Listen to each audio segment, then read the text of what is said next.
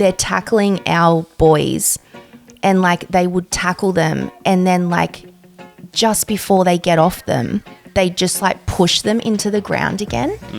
And I'm like, what is that? You do see me do that, like with the boys, like as a joke. Yeah, but it's fun and it's, you know, it's a joke and you are all doing it. But the boys don't go and do that then on the field because they know right from wrong. They know what a joke is and what playing footy is.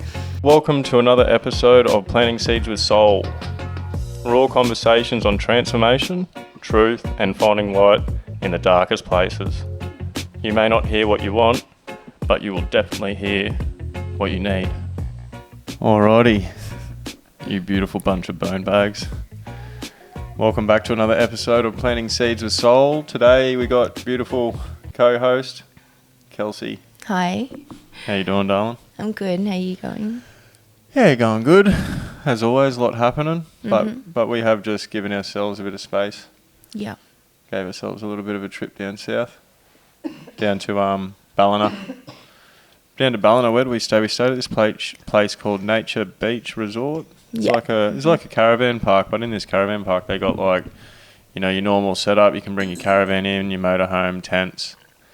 They got cabins there, but they've also got these like they built these nice timber decks and placed these canvas teepees type looking things. It's not really a teepee. It's like glamping. It's like yeah, it is. It's glamping, isn't it? Looks real nice. Nice. You know, all supported by like natural timbers and yeah, it just looked really cool. It was a nice place to stay. They had water, like a slip and slide water park there. We didn't actually take the kids with us, so snuck away on our own. Yeah, but we have said that we'll definitely have to take the kids. Yeah, that's for sure. But no, it was really nice down there. Ballina is a really we haven't spent a lot of time down there, but I definitely could spend more time. Yeah, me too. It's a beautiful little part of the coastline and, you know, everyone was so friendly. We went out for dinner last night and we took Halo, our dog. Human dog. So many places were so family friendly, dog friendly. And family friendly. So, yeah, it was really nice. Yeah, it was good. It was good to get away. But Kels has been real crook too lately. You'll notice she's got a bit going on. While we're on that, got a little joke for you. Yeah. What did the coffin say to the other coffin? I don't know. Is that you, coffin? Not funny, eh? Pun. Nah, but I don't know. What have you been up to lately? What have we been up to? You been up to? Other than being crook. Is that still working? Yeah, it should be. Yeah. It just went a bit staticky. Oh yeah. Can you hear still? Yeah. Yeah. All good. Sorry about that, guys. Technical difficulties. I haven't been doing much at all. I've just been trying to rest when I can. I've been hit pretty hard. I don't actually think I've been this sick. I can't even remember the last time I've been this sick. I don't know if I have been. COVID. So I don't know. It's just kind of the first week was, you know, the fevers and the sweats and all that sort of stuff. But, you know, it's been a good week after that this cough is like it's relentless. It's just not giving me a break at the moment. So excuse me, apologies if I do need to step away to have a cough because, yeah, I knew that there was no way I could do a podcast without coughing. It's just been really painful. And I think the hardest part is, you know, when you're a mum, life still goes on. Life still goes on, you know, regardless of what is happening. And I think the hardest part I've found is when you're not well, you know, like I am the one that runs the show here, like pretty much, like as far as like, you know, getting everything organized and, you know, I do all the dinners and you know, that is what I love doing. Like I love providing in that sense. So when I'm not well and I can't do that to like, you know, we've had a couple of takeaway dinners because I've just been like, oh my goodness, like it's really hard. That's all right, but like we don't do that shit all the time. Like that there is like, you know what I'm like with that sort of stuff as well. Like Yeah. they have really made things too comfy, too convenient, too easy for people. No one wants to go out and enjoy a meal anymore. No one wants to even fucking pedal a bike anymore with all these e-bikes going around. We're going to be a really fat fucking country. Yeah. There's going to be a lot of fat pricks running around. And I don't mean that in a mean way. It's like, I don't know. It's just taking all the goodness away from it, I think. But anyway. But yeah, so anyway, I'm just trying to get better. That's all I'm trying to do. So I've been pretty quiet. I've been pretty quiet on my socials. Yeah, I've just been family, work, and then just trying to rest where I can. But something that I do want to talk about today, because it really riled me up yesterday. We went to our big boys footy game yesterday. He versed a local team. And call it. No. And I don't even know where to begin with it. But, you know. Bunch of fucking grubs, they were. Well, That's where you begin with it. Yeah, well, that's where they were. But, you know, when you sign your kids up to a sport, whatever they want to do, Hunter has chosen to do rugby. He did it last year. He's doing it this year. And now Hux is doing it this year too. And Hunter used to play AFL. AFL and rugby are very, very different. Yeah. So I think last year... I never understood AFL. Like, I never put the time into it, but like I didn't want to understand it. I got nothing against it. It's just I was brought up with, you know, NRL, rugby league. It is good. Football. It's good to watch. It is. Once you understand it, but... It's popular. I know it's definitely popular. There's a lot of people out there that froth it. Yeah, and I think... So last year, Hunter's first year of rugby, there was one... I think there was only really one time he got knocked down. That was when it was down at Tugan. And that sent the mama heart racing. You get next level when things go down. Yeah, I do. Yeah, I had to hold, like, make sure I was holding you. Like, I had a plan. Like, I visioned what would happen, what you would do when something like would unfold with a Hunter or whatever, especially your boys. I was like, I'm gonna have to tell her that she can't go on the field. Like I know. Kels said to me at one point, "Go out there and do something." So we're talking about yesterday. Yeah. Yeah. So yesterday, You've actually said it to me a couple of times. I know. Because you get so worried. I just get so like, I don't know. I just think like, as a mum, when you see one of your babies, and it doesn't matter how old they are, they're still your babies. When you see one of them, like, so yesterday Hunter got hit so hard it wasn't even a tackle. The kid just like barged him so hard. It was so unnecessary. And it just like put him to the ground straight away and he didn't get up. And for me, my heart just starts like... So it wasn't a tackle. This kid didn't even attempt at a tackle. It was just straight shoulder, straight into the young fella. Like, really grubby, like, put some effort. There's no skill. There was there was effort put into it, obviously, but there was no skill there whatsoever. This kid was the coach's son too, and the coach was no better. Like, I could tell by the way that those boys were playing. I don't know if there was any girls in the team, but I can tell by the way that those boys are playing what they're being taught, and they're being taught, like, just the wrong way about going about it. Like, it is just really, it's maggot shit. And disgusting. They're 11 years old. Yeah.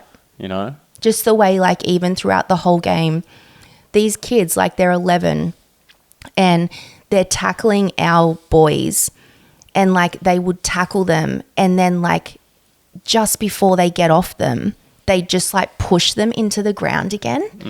And I'm like, what is that? You do see me do that, like, with the boys, like, as a joke. Yeah, but it's fun and it's, you know, it's a joke and you are all doing it. But the boys don't go and do that then on the field because they know right from wrong. They know what a joke is and what playing footy is. And I think just yesterday, like, you know, when you've got your kid out on the field and he's not getting up and there's a few people around him, I do go into like a panic mode, like the emotions just like rage.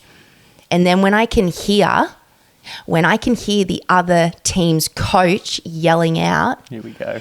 it's fine, what you did was fine, I just see red. Yeah, That is my boy. My heart rate was like, I was starting to get like the pre-fight shakes and shit. Yeah. Because I wanted to go over and drop that prick. Yeah. He was doing my absolute head in. Yeah. Like everything that just happened is not fine. And if you think that's fine, you need to go and do something else. Yeah. He needs a bit of a chin check, that coach. Even the little kid needs a chin check. Well, a few of them do. But I was just like they're 11. Yeah. Well, I was saying to you yesterday, it's not the kid's fault. It ain't the kid's fault at all. It's the, Not if it's they the get parents' trained fault. like that. Not if they're being taught that shit. You know, you trust your dad, you trust your elders, you trust all these older people. It's not his fault at all. It's like, you know, when we create these things within ourselves that cause us drama later in life, like we're unloved, we're unworthy, all that type of thing. That's not even... like that actually goes further back. You're right. You're right. Yeah. You know, that goes from parent to parent to parent, or whoever to whoever to whoever, just getting passed down. So it's never ever the kid's fault. No. Even the parent's fault, because once upon a time that parent was a kid too, being taught certain ways by certain people, certain experiences that have unfolded in life. You know, we've spoken about this a lot. It's one of those things that'll continue to pop up because it's what a lot of people struggle with, but. Yeah, I was getting fucking really overwhelmed with a lot of anxiety, to be honest. Like, I didn't know what I was going to do. Yeah. I'm glad I didn't do anything. Sorry. No, you're right, though. But I think that went for every parent standing on the sideline watching in our team. They could all see it. Everyone was angry. It just wasn't a nice game to watch. No, it was shit house. And sometimes in those sort of circumstances, I think, like, I feel like I should have done something. But I do know myself. Yeah. People will be like, I did not know that Corey could get like that. I wouldn't even thought, you know what I mean? Like, once I see red, like, there is a monster inside of me, and it goes nuts when I let it out. But I'm responsible for what it does when I let it out. I know that, and I don't want to let it out for a stupid reason like that, because that monster hurts me. It hurts people in all different types of ways, emotionally, physically, whatever. Yeah. It only, like, you know, reacting to negativity with negativity only ever creates more negativity. I understand that as well. You know, like if I was to do something, police, dramas, wouldn't be able to watch Hunter play again and be kicked out of that club. Like, there's a lot of outcomes, a lot of karma that comes with every action that you make, good and bad, good for good, bad for bad. Yeah. But no, I was just glad, you know, like, and bless him, he got up. Everyone clapped him off the field because he'd hurt himself. He did. He took it well. He did. And really then he did. came back on as well. And he did. He just played such a good game. And I just think, you know, I feel like after yesterday's game, I have a lot, you know, I respect our coach for our boys. But I just feel like I had a lot more respect for him as I left yesterday, because I was like, you know what? Our boys, they're not a big boy team. Like, like some of these kids that we're versing, like they look like they're 16 years old. They're huge. And we don't have anyone. We've got one boy, but we don't have anyone really, you know, that huge size. And I just think, you know, they play well. They play as a team. They play for fun. You know, they play to win, but you know, we haven't had many wins, but it's all good. Like, they're 11. Yeah. Well, they've changed a heap of stuff as well. Like, I remember in under 11s, like we had a grand final in under 11s and we won that one. We were converting in under 10s, maybe even under 9s, I can't even remember, but the boys aren't even converting. They don't convert until under 13s, I don't think.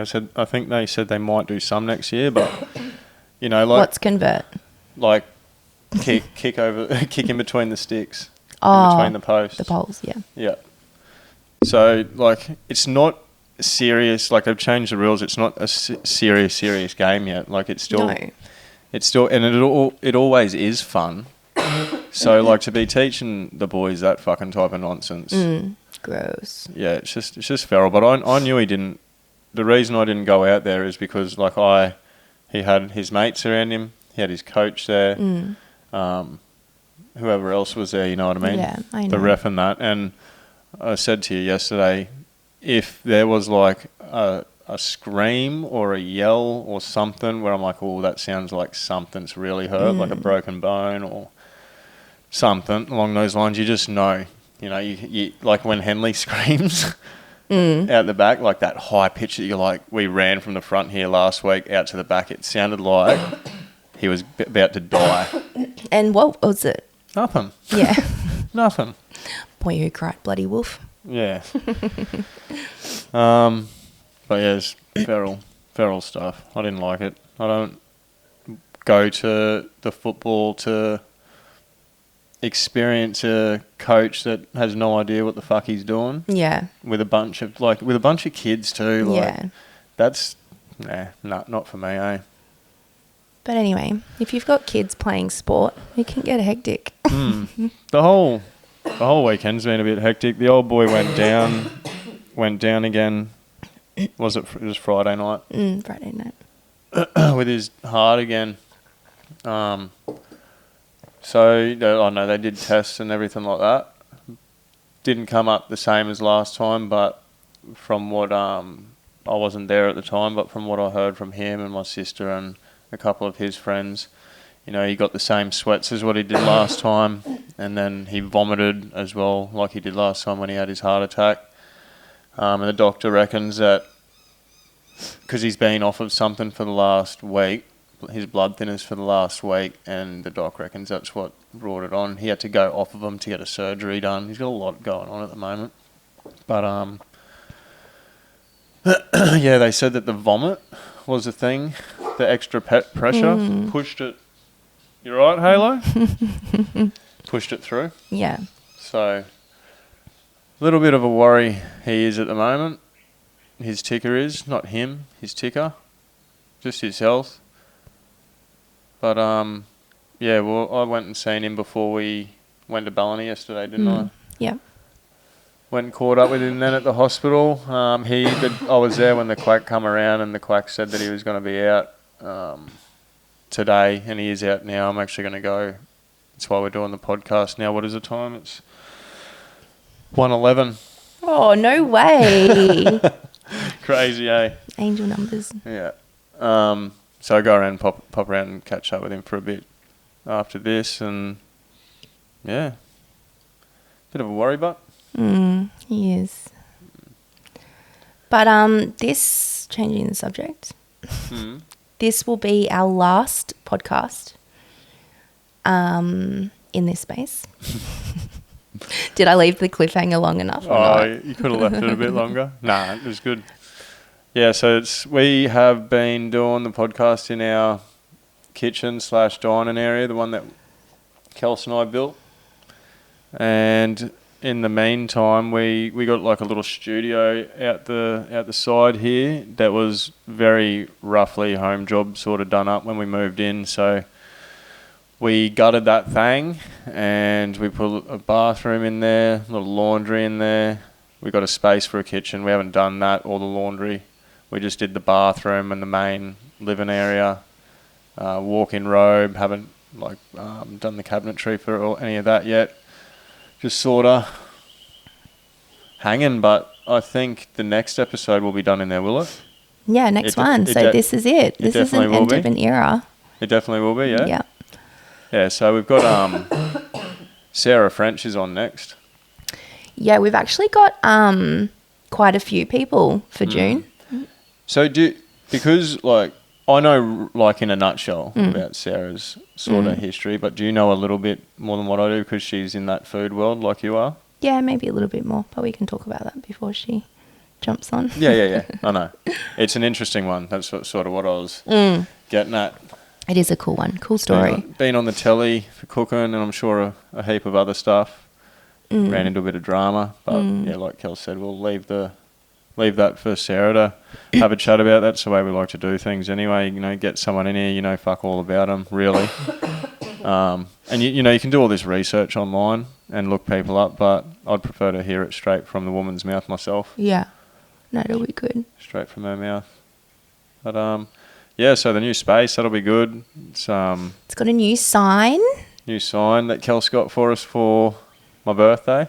Yeah. That's unreal. We had a mate do up all that, fit it all off and do all the sparky work. Zach, shout out Zach.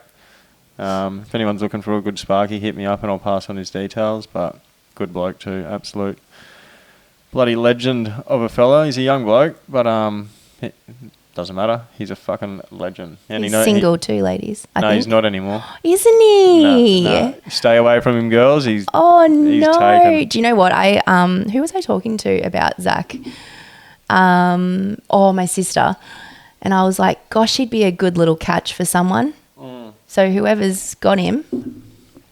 He's a good fella, eh? He is. He lives just around the corner from us too. He is.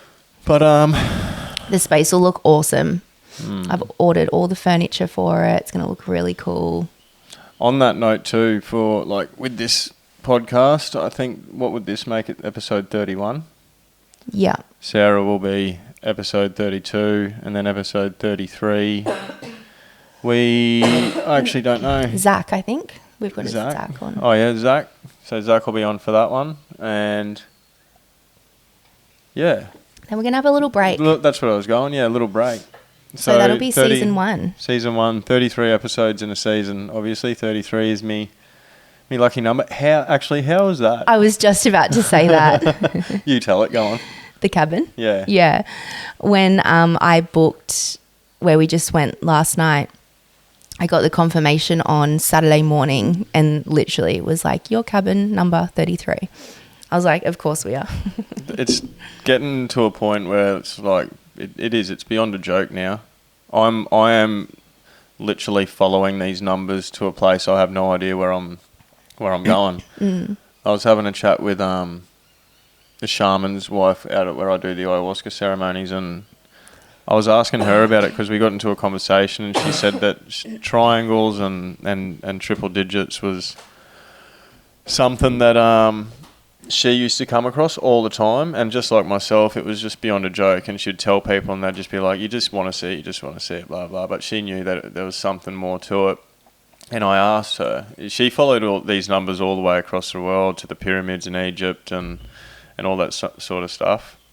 And I said to her, what does it mean? Because it gets really confusing because you see these numbers, you know there's a message there. What is it? Like, fuck, what is it? And she said, it's just letting you know that you're on the right path. Yeah, that's good. We must be really on the right path because we see them everywhere. Synchronicity storms I have, I'm talking on receipts, on my phone, on my laptop, on that oven over there, just honestly everywhere. Did I say number plates? I don't know. Just honestly everywhere. So I have been following these signs for the last 5 years since I had my awakening. And I haven't stopped and they haven't stopped. And it's like, when am I going to get to a point where it's like, does this lead somewhere, or is it just a constant thing throughout the journey going to let me know that I'm on the right path, which I'm cool with. A sign, any message is better than nothing. Yeah. I do believe that the messages do get sent through technology and, you know, through social media. Obviously that's technology and all that sort of thing. So like, how else are they going to get messages to you? They're going to use everything in this reality to try and get a message to you, your angels, if they're trying to get a message through to you, you know. Through everything that you experience, whatever you witness, whatever you notice in your reality, you know, it could be an animal, triple digits, could be this little insect right here, you know, that jellyfish thing that I spoke about on the last podcast. Little things like that, like just be present and, you know, go for a wander one day and see what you notice. If there's something that you notice that's, you know, out of place, you're like, just look it up. Type it into AI or into Google and look it up. And what comes up, is meant for you. You're noticing it, you're witnessing it, you're experiencing it in your reality. That message is for you. Especially if you've lost someone. Yeah, fucking oath. There's so many times, like, you know, I come across people that are like, oh, I've lost someone, but, you know, I don't ever get a sign, or I don't ever get anything to let me know that they're around. And it's like, were you open to it? Are you seeing things? Yeah. I see everything. Even like, and it's so, you know what's so crazy is if you open yourself to things, especially like, you know, losing my dad at such a young age, I probably shut myself off for the good first few years after he died because I was just so angry with the world. I was angry, like, why would someone take someone so special away from me?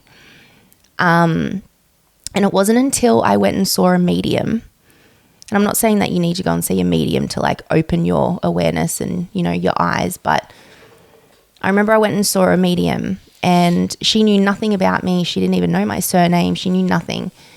And Dad came up straight away.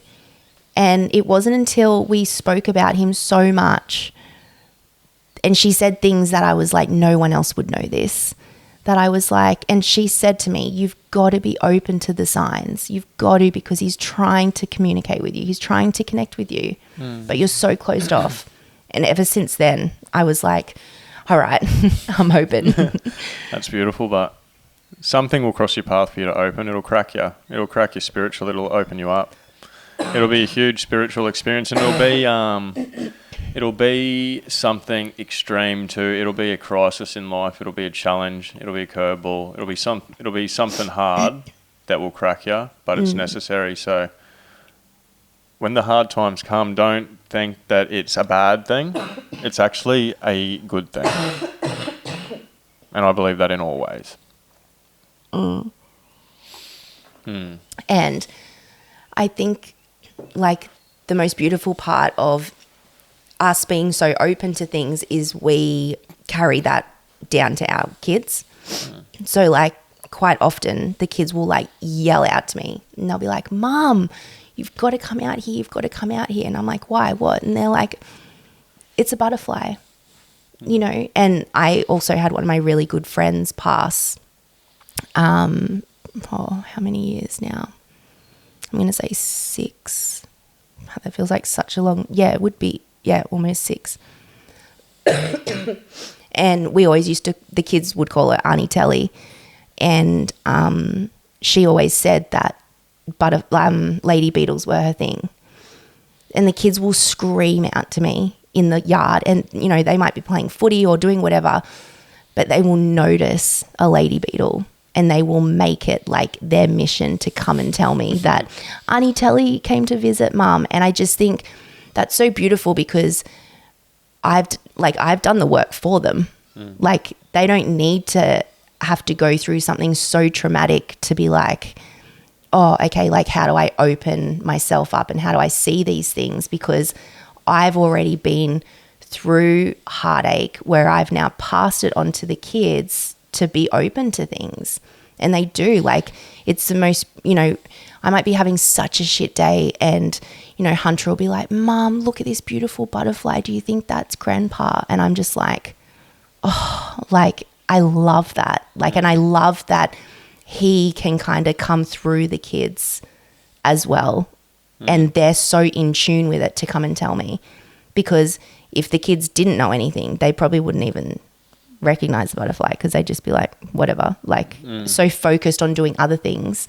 But I think, if you can kind of bring your kids up to be like, just be open to. Kind of grounds them a bit too, don't you think? Absolutely. Like you were saying, it pulls them away to something really, really meaningful, into a present moment, just watching a fucking, like a butterfly or a lady beetle or a flower. Nobody stops to smell the flowers anymore. No. Like, I will say, my boys, and I know you're not a fan of picking flowers, but wherever there is a flower, and they've always done it, they will always pick a flower and give it to me. I don't care with what other people do, you know that. Yeah, I know. I do my own thing. I spoke about it on the last podcast. Like, I believe, you know, it's a living thing, you know. I sort of leave it alone to do its thing, like it's just chilling out, you know. I know. I know, like, yeah, it's just my way of setting things up. And I spoke about it in the last podcast. Like, I contradict myself there. I won't take a life, like pick a flower or kill an animal or an insect or anything like that. But a threat comes my way and I will take a life. If it's a threat towards myself or towards you guys, I'm going to choose to take that life instead of them harming you. Yeah. With whatever life that is that, you know, is threatening us, them. But yeah, actually on this, I wanted to share this, you know, talking about your dad and just what we were speaking about then. I don't know if I shared one of the experiences I had at the last ceremony that I did. So there was this fella sitting next to me. There was Mitch on that side and there's this other bloke. I just can't remember his name. Sorry, brother, if you're listening in. There was one point in the night, it was time's gone at this point. Like, I got no idea when, but anyway, one of the ladies was getting her singing bowls out. She started to play them and do this nice, like, hum, lullaby, like, you know, like you would sing sweetly to a baby to put it to sleep.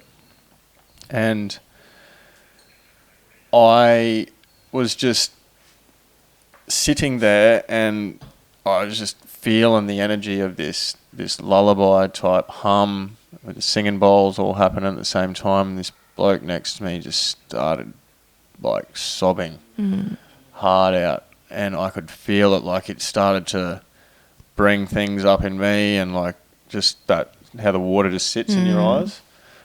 But I knew what he was crying over. I knew that his mum was there with him because I could feel her there, and I knew that she had passed on from this reality, the physical, and off onto the next adventure. And I was so certain about that. But I didn't bring it up with him, you know, the next day or anything like that, because I didn't need to, because he brought it up with me. He's like, we had a moment out by the fire after, you know, inside. He's like, I want to ask you first, what did you see? What did you feel in that? Yeah. And I just said, have you lost your mum? And he's like, yeah. I'm like, your mum was with you last night. He's like, I know. Oh my God. Yeah, I've got goosebumps now. Wow. And he was just like sobbing again there, because just that confirmation that I knew that she was there too. And like, I don't know this guy from a bar of soap.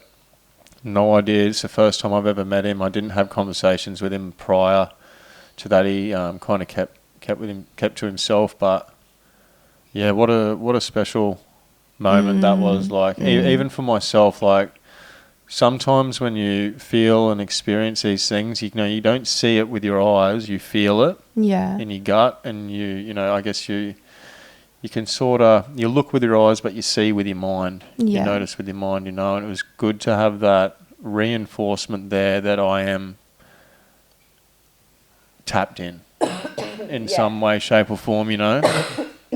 Like I am in that space, and it's a space that I want to be in, because that's where I do get all of my messages from, and it's where, you know, the current of the ocean takes this little jellyfish. I just float along with that current, you know. And the whole jellyfish thing, it's not like I don't do nothing and just expect to get pushed around by the current, you know. I act on things.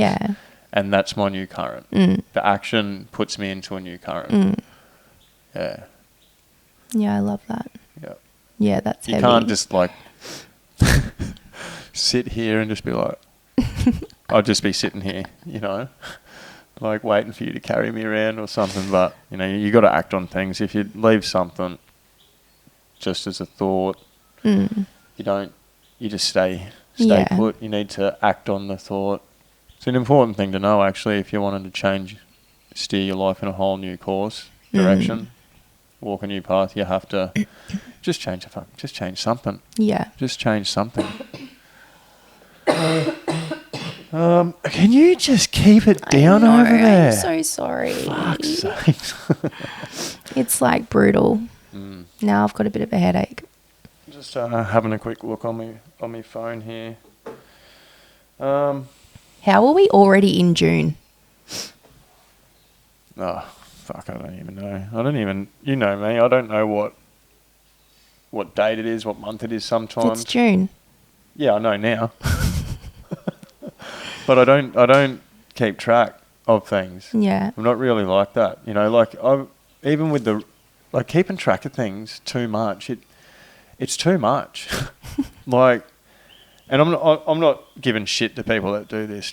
FYI, I've got a lot of friends that do this with the running and all that type of thing. Mm. They have on their phone, again, nothing wrong with it, but track their distance, track their time, track all of these things to do with their body and all that type of thing. Mm. But I have noticed, and this isn't just with my friends, but with many others that are doing it, it is constantly, boom, I'm talking every minute, like looking, where are we at? Where are we at? Where are we at? Mm. It's just not for me. Mm. I just want to go for a run and not worry about technology, you know, like I might have my headphones on with music, but I'm not getting on my phone, I'm not checking anything, or I'll go for a run without it. I enjoy both of those experiences with music and without music just as much. I just went into another Another what? Can we talk about, do you need more hot water? No, it's okay. Because I've got a kettle right here. What the fuck? Is that for you? Wow. Nah, it's okay. I'm done with it. Can we please, I don't think we've shared this, and this is, actually, it's not funny. It was funny after it happened. The night you went running and you didn't come home. Oh, far out. I was so lost. So sometimes Corey will go for a run and he'll be like, I'm not taking my phone because it's a distraction, blah, blah, blah. And I'm like, yeah, cool. So it was I think it was a Sunday. The kids were here. Anyway. 4 o'clock in the RV, wasn't it, when I left? Yeah, about 4. Yeah, because I remember it didn't get home until dark. Yeah, so it was like 4 o'clock. He's like, I'm just going to go for a run. I'm like, okay. Anyway, it got to 5 and I was like, he's not home. Usually about an hour run I do a day. And then I was like, well, he doesn't have his phone, so, you know, he probably has lost track of time. Then it got to 6 o'clock. It was 6, hey? Yeah, I remember, yeah. It was like 2 hours on the dot. Yeah.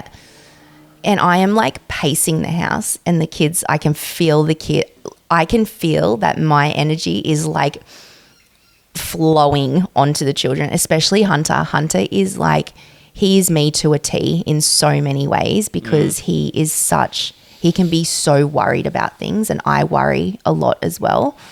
And he was just like, Mum, I'm going to stay here.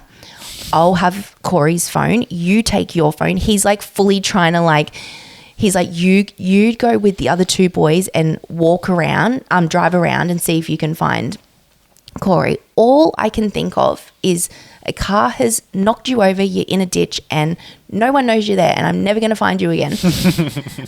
Anyway, so me and the kids were waiting at the front of the driveway for what seemed like ages. We couldn't see you. And Hunter's like, Mum, you just need to go. You need to go now. And I was like, okay, I'm going.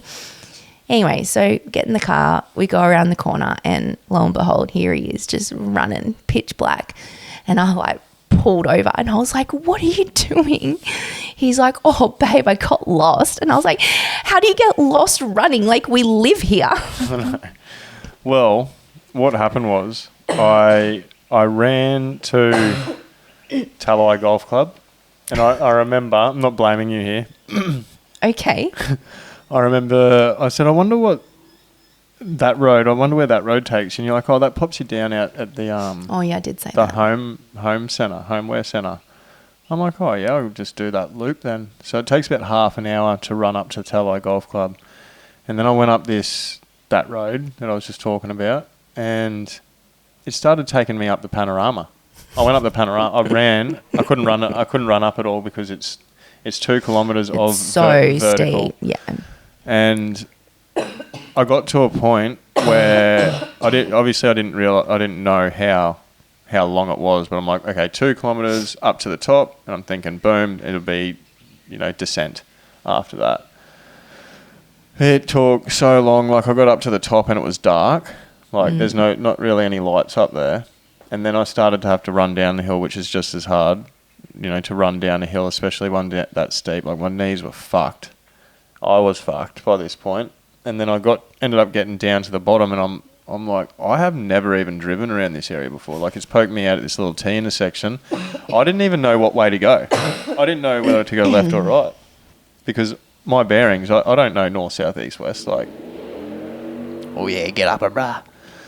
And so I just had to what I did was, I looked in the sky and I could see the glow of the lights from surfers. So I'm like, this is the direction I've got to head, I think. At least I'm heading towards the beach, not going inland. Oh. And, anyway, popped out down there, ended up finding a landmark that was similar. I think I ended up running back past the Tallow Golf Club just through another direction. And, yeah, made my way back home. But I was thinking, I'm like, far out. Kels is going to be so worried, because I was gone for 2 hours. Yeah. So that's half of the marathon that I'm doing next month. And my body was cooked after that. Obviously, I had to run up quite a big steep hill, which took a lot out of me. But, I don't really think I know what I'm in for with this 40k run. I know my mind's good. My mind's very strong. I work on my mind more than I do my body, obviously. But yeah, I'm going to be cooked. The physical side of it, the body side of it, I think the body will be definitely cooked. I'll have to... You're going to need a couple of days off work, I think. You reckon? Yeah.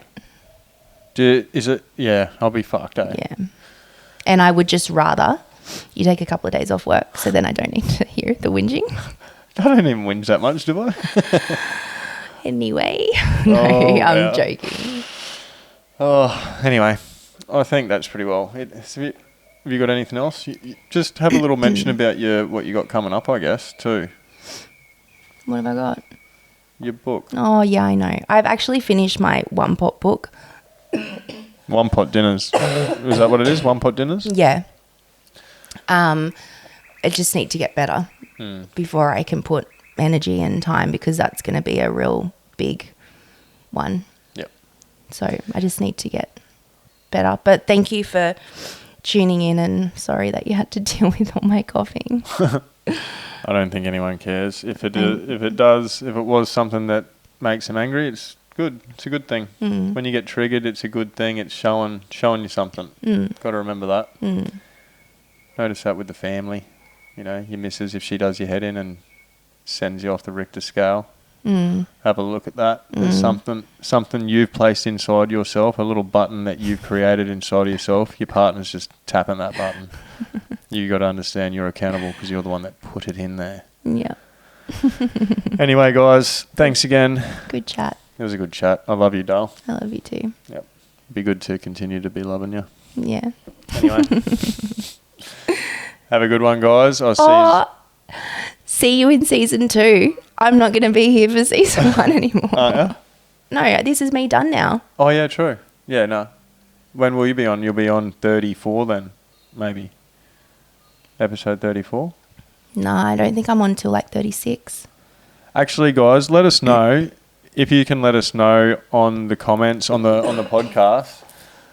So we're thinking about getting a third mic in here. I think 4 would be a bit too much. I've heard that 4's a bit too much, but getting a third mic in and maybe doing some 3-way conversations, having Kels, the co-host, here to have a chat, and we could have Tonksy, Mitch Curry, myself, just heaps of other different ways about going about it, to have a bit more of a conversation, to get another person's within world, their ideas, opinions and beliefs, to mix it all up and stir it all up a bit. So if you don't mind, leave us a little comment on Spotify, or send us a DM or an email or whatever it is that you want to do. Yep. And let us know if you think that's a good idea. And also, the next retreat in northern New South Wales, Minion Falls, is going to be on the 13th of July. That's Sunday. So it's a little over a month away. Myself and Mitch Curry are going to be holding the space there for that again. It's a day to kill off. It's a day to kill and murder any old parts of yourself that aren't serving you anymore, so you can birth some new shit. That void from when you kill parts of your old self. You got all this open room there. What are you going to fill it with? You're going to fill it with something good. And that's what this day is about. It's about letting go and allowing, surrendering, trusting, and just opening yourself up to change and just being better, doing better for yourself and for the collective. They've been amazing. Everyone, the feedback's been really incredible on the retreats. So. Really surprising, you know, like it takes a lot for people to book into these things. You know, people don't want to spend money. People don't know you. They don't trust you. I've been lucky that, you know, built a good community up on social media, and I've been around for a fair few years now. So, you know, the trust is there and all that type of thing. And the only other thing I would like to mention is the book. Yeah. The ebook.